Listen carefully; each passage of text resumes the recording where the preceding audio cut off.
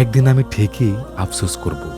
ঘুমের চেয়ে নামাজ উত্তম জেনেও আমি ফজর ওয়াক্তে ঘুমিয়েছিলাম। একদিন আমি ঠিকই আফসোস করব। কোরআন তেলাওয়াতে আল্লাহ তাআলা খুশি হন, অন্তরে প্রশান্তি আসে, তারপরেও আমি কোরআন ত্যাগ করেছিলাম। আল্লাহর জিকির সারাদিনের কাজকর্মে বরকত আনে জেনেও আমি অলসতা করে জিকির ছেড়েছি। ইস্তেগফারে রিজিক বৃদ্ধি জেনেও আমি অবিরত গাফিল থেকেছি।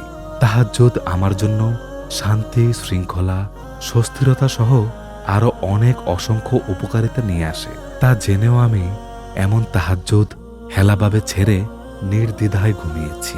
তওবার দরজা সদা সর্বদা উন্মুক্ত থাকা সত্ত্বেও আমি আজ করছি, কাল করছি করে শুধুই পিছিয়েছি। হাজারো গুনাহে লিপ্ত থাকা সত্ত্বেও গুনাহ ত্যাগ করলে আল্লাহ তাআলা আমার বিপদ দূর করে দিতেন, আমাকে সঠিক পথের দিশা দিতেন, আমার সকল দুশ্চিন্তা লাঘব করতেন। সব জেনেও আমি গুনাহের মাঝে অনড় থেকেছি।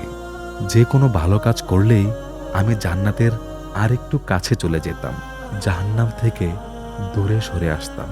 এটা জেনেও আমি খারাপ কাজের প্রতি উদাসীন থেকেছি। একদিন ঠিকই আমি আফসোস করব, কিন্তু সেদিন তা আর কোনো কাজে আসবে না, কারণ আমাদের সৃষ্টিকর্তা আমাদের ছাড় দেন, ছেড়ে দেন না।